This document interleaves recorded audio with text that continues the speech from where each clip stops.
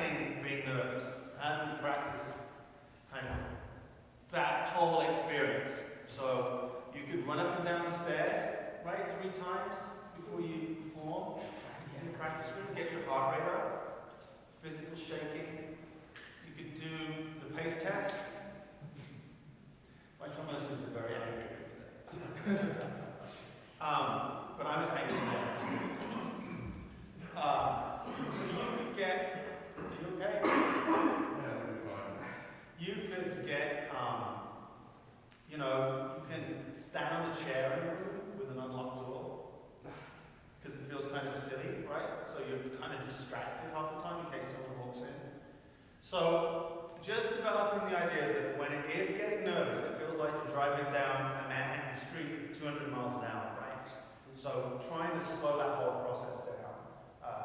Visualizing with you, you know, so you don't have your instrument or your music, you just imagine seeing yourself standing there and doing really well. These are all techniques that you can use before you come out and experience, you know, that adrenaline going through you. So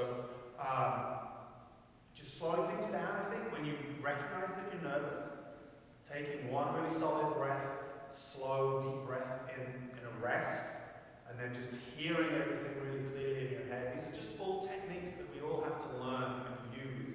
And the more that you do them, the better you'll get at them. And performing doesn't become this sort of mountain to climb, right?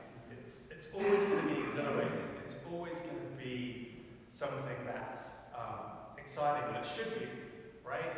But you can learn techniques so that you can practice it and it isn't a chore, it isn't terrifying. Okay? But very, very good. Intonation is very good. Sound across the horn is very good. You know, I'm sure you're working on the fluffy articulations, right? I think that's just an airspeed thing, coordination with your embouchure. So keep working on that, but very good. Hey, 2 seconds. Play the rhythm. Play the rhythm.